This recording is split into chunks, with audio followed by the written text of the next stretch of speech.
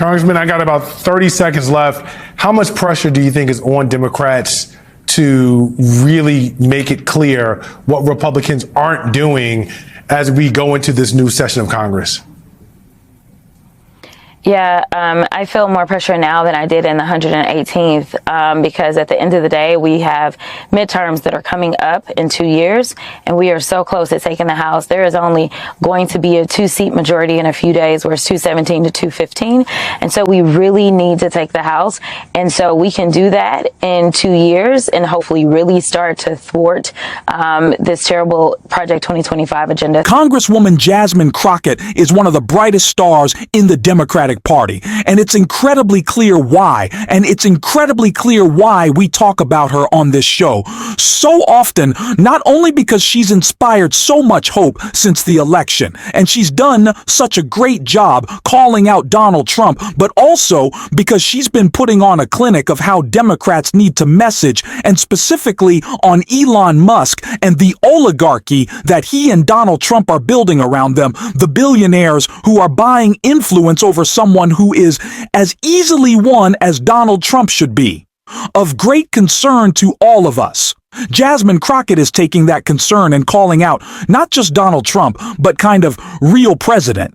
And Elon Musk for all of his corruption. And I want to get into that call out from Jasmine Crockett that I'm sure is infuriating. Elon Musk he has really shown how much Democrats and Republicans alike recently are getting under his skin. But before we do all that, if I could quickly ask you to leave a like on this video, and if you haven't already and you enjoy our channel, then hit that subscribe button. It goes a long way, and it really means the world to me. Now let's get into this interview with Jasmine Crockett. Joining me now to start the second hour is Democratic Congresswoman Jasmine Crockett of Texas. Congresswoman, good to see you. Let's just start with your reaction to the fact that there seems to be trouble in paradise between this bromance with Donald Trump and Elon Musk, and how you think that may play out. Yeah, hopefully it's cutting season instead of cuffing season for these two. Listen, I think that Donald absolutely wants to cut the strings, but he really doesn't know how. I mean, this is a guy who has always decided that he wanted to surround himself with people that had money and or power. And right now, all he cares about is money. Listen, for those that felt like he was going to be their savior and be the guy that was looking out for the middle class, he has never been middle class. And so he's not looking out for them. We know that he is filling his cabinet, or at least attempting to fill his cabinet, with other people that are very wealthy. He is looking out for his future and what that will look like. And so that's why it is difficult for him to cut the strings, because he needs Elon. Cutting season versus cuffing season, that is quite poetic. I appreciate it. It's kind of hard to go someone who put $250 million in your campaign, though. I don't know how that happens, leaving somebody on red like that.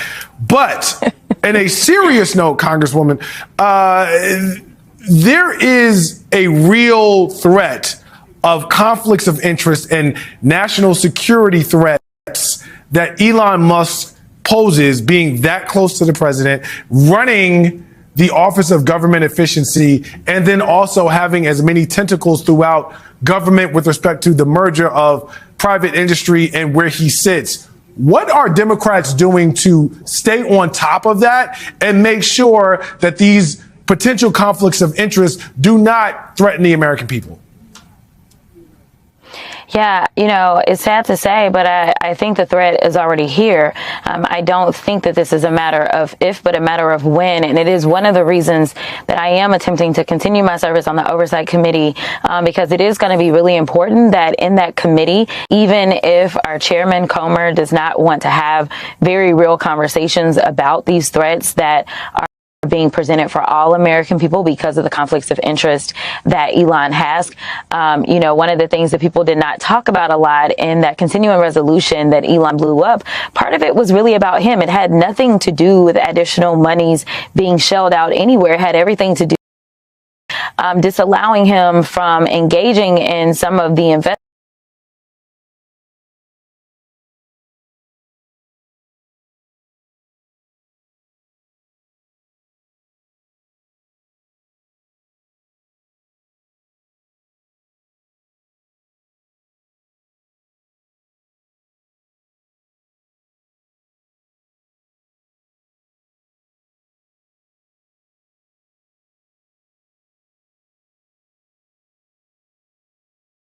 interest, whether we're talking about the contracts that he's looking for, those defense contracts, those federal dollars. I'm sure those are not the ones that he's going to seek to cut. We really need to make sure that we are highlighting this for the American people and doing everything that we can, even if it means that we've got to go to Trump's Supreme Court and try to get them to do what they are supposed to do, which is to follow precedents and follow the law and follow the Constitution.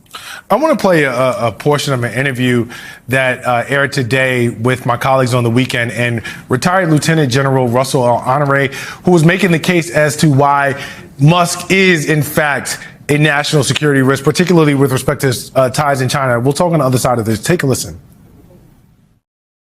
This might be the only time I agree with Steve Bannon. He has questioned Musk's influence and his capability and his connection with the foreign leaders. Musk has conversations with Chinese president, with the Russian president. He's got an enormous amount of influence. I guess that's what comes with being the richest man in the world. Do you agree with that? Is, in fact, Elon Musk, or should he be seen as a national security risk? He absolutely should be. I mean, it's been laid out. But this is a matter of really Americans deciding that they're going to stand up and say something, right?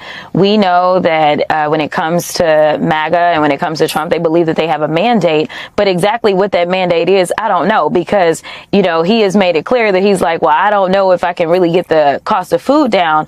Well, I can tell you that his base needs to be loud about the fact that they want to be safe in this country. And I need people not to take it for granted that we do have oceans on the east and the west coast of us that are actually helpful to us. It's water that helps us. But with Musk and Trump talking about Canada and talking about Mexico and talking about expanding the United States, while also palling around with the likes of Putin, who obviously, in my opinion, has been in violation of so many international laws when it comes to deciding that he was going to go into Ukraine and how he has conducted himself in this war.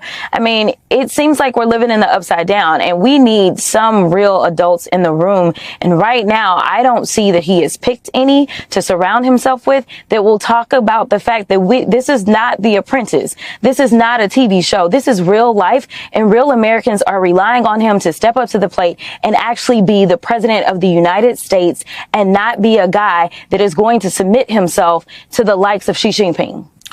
All right, Congressman. Every time that we talk, I feel like I'm asking you what Democrats are about to do. You are no longer a freshman member anymore. You survived one of the least productive sessions of Congress ever. What is the strategy that Democrats have going forward? Because I don't know that pointing across the aisle and saying that our Republican colleagues can't get it done is going to be enough. Well, definitely that's part of the strategy. I mean, yes, this was the most unproductive Congress that we had in the 118th Congress, but we were talking about the fact that we at least still had the presidency and we had the Senate. Well, right now it is a Trump trifecta. And if y'all really believe that y'all have a mandate, well, guess what? Technically, you don't need the Democrats. You can get it all done amongst yourselves. So I absolutely plan to sit back and watch them try to figure things out by themselves. Now, we know, at least on the House side, that they have always been unable to do this. We know that they have a slimmer majority, but the longer that we can stand together and say, no, this is your problem, because we are not going to be the ones that are going to be on the front lines of trying to inflict the very same pain that we campaigned against, whether we're talking about getting rid of Social Security, Medicaid, Medicare, all of the things that they have talked about. We just heard Hakeem Jeffries on yesterday talk about the fact that these are not entitlements. These are literally benefits that people have worked and earned. And so, no, we will stand up for the American people at all times, and we will make sure that we are making it clear. I think that it's going to be important that we have a real rapid response team when it comes to communications. We cannot allow their lies to sit around and fester and grow, because in that void, it ends up becoming truth. And honestly, our silence is complicit. And so we've got to make sure that we're speaking up, speaking out. And then, of course, you're going to hopefully have me sitting on oversight and judiciary in real time. calling out their lies and making sure that we are not only doing this in committee, but we're doing it on podcasts. We're doing this on radio morning shows. We're doing this on the traditional spaces such as MSNBC and other networks. But also for those that are okay with going on those other ones that I don't talk to, we're going to have to reach out to there, because we are going to have to do more than just preach to the choir, but we are going to have to educate folk that seemingly think that they don't see the world the same as we do. But we're going to have to let them know that we are their real champions. Congressman, I got about 30 seconds left. How much pressure do you think is on Democrats to really make it clear what Republicans aren't doing as we go into this new session of Congress? Yeah, I feel more pressure now than I did in the 118th, because at the end of the day, we have midterms that are coming up in 2 years, and we are so close to taking the House. There is only going to be a 2-seat majority in a few days, where it's 217 to 215. And so we really need to take the House. And so we can do that in 2 years and hopefully really start to thwart this terrible Project 2025 agenda. So it's going to mean everything. So we're going to get in there and we're going to work hard. Now, what Jasmine Crockett is getting at in this interview, and does such a great job messaging on, is something that we will surely be talking about for the next 4 years. Donald Trump has the richest cabinet in history, and he has the richest man in the history of the world. Right? By his side, it seems like Trump is in Elon's pocket, or Elon is in Trump's. But either way you look at it, there is an oligarchy being built around the Trump administration, and Elon's relationship with Donald Trump and with the Republican Party doesn't end in 4 years. It will conceivably keep going as Elon tries to buy more political power around the world to act in whatever corrupt way he wants in whatever country he can. It's clear that this is a long political future we see ahead of us, unfortunately with Elon, and we have to message against it at a time in which Elon Musk is very clearly showing that he is willing to exploit the social safety net for more bucks in his pockets and more investment in his corporations, that he wants to slash Medicare and Social Security, that he wants to get rid of SNAP benefits so he can put more money into Tesla from our pockets. Yeah, I think it's about time that we start calling out the corporate welfare state that Elon Musk is really the perfect face of, and he's an UN incredibly unpopular face of that unpopular movement that continues to fall around Trump.